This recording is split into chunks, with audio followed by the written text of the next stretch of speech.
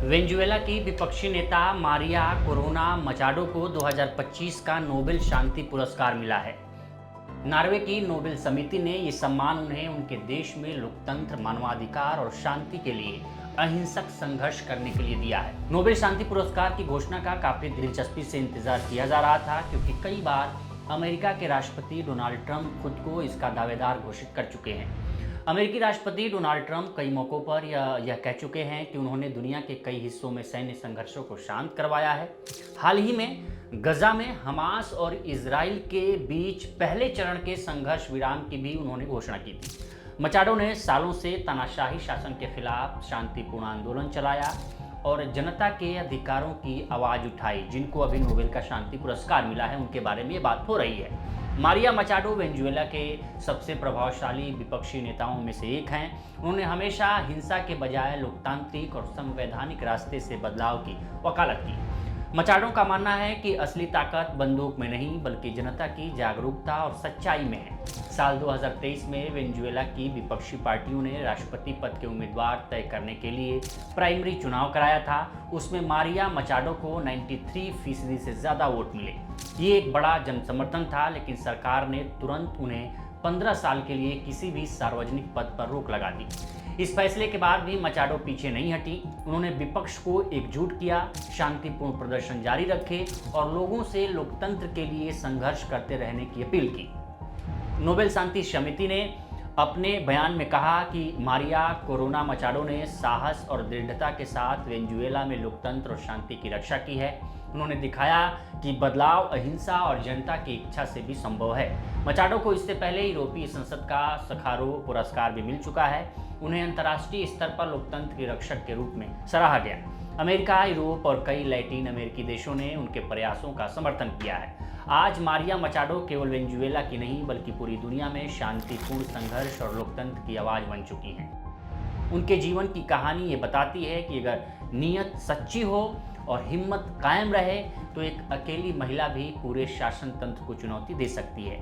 अमेरिकी राष्ट्रपति Donald Trump की नोबेल शांति पुरस्कार पर दावेदारी के बारे में पूछे गए सवाल पर भी समिति ने जवाब दिया।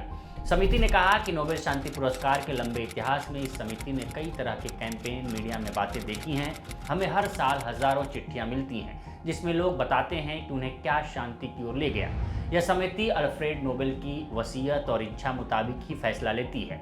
नोबेल कमेटी ने अपने बयान में कहा कि 2025 का नोबेल शांति पुरस्कार ऐसी महिला को जा रहा है जिन्होंने गहराते अंधेरे के बीच लोकतंत्र की लौ को जलाए रखा है।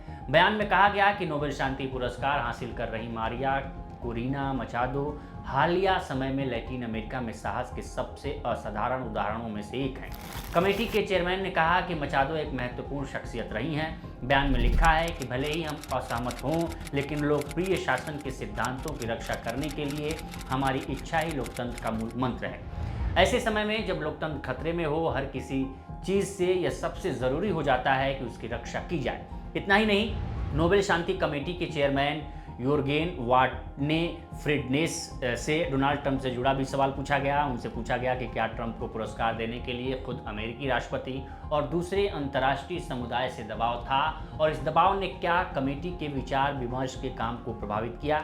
इस सवाल पर फिटनेस ने कहा कि नोबेल शांति पुरस्कार के लंबे इतिहास के दौरान कमेटी ने अभियानों और मीडिया टेंशन को देखा है, और कमेटी को लोगों से हर साल हजारों पत्र मिलते हैं और वो बताते हैं कि शांति के रास्ते के लिए उन्होंने क्या किया। फ्रीडनेस ने कहा कि हम अपना फैसला काम पर और अल्फ्रेड नोबेल की वसीयत के मुताबिक लेते हैं। बता दें, डायनामाइट के आविष्कार और धनी कारोबारी रहे नोबेल ने शांति पुरस्कार देने के लिए नॉर्वे की समिति को चुना था। बाकी श्रेणियों के नोबेल प्राइज स्वीडन की नोबेल समिति देती है। बीते वर्षों में नोबेल शांति पुरस्कार के लिए दुनिया के अलग अलग कोनों से लोगों को चुना गया है। 2021 में अभिव्यक्ति की स्वतंत्रता को बचाने की कोशिशों के लिए मारिया रेसा और दिमित्री मुरातोव को नोबेल शांति पुरस्कार दिया गया था।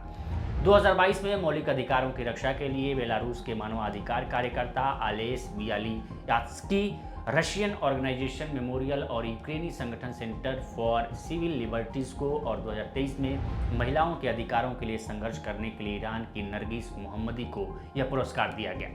2024 का नोबेल शांति पुरस्कार जापान के निहोन हिदानक्यो संगठन को दिया गया था। यह 1945 में अमेरिका द्वारा हिरोशिमा और नागासाकी पर किए गए बम हमलों से बचे लोगों का एक संगठन है। तो फिलहाल इस रिपोर्ट में इतना ही। बाकी देश दुनिया की तमाम खबरों के लिए बने रहें लोकमत हिंदी के साथ। नमस्कार।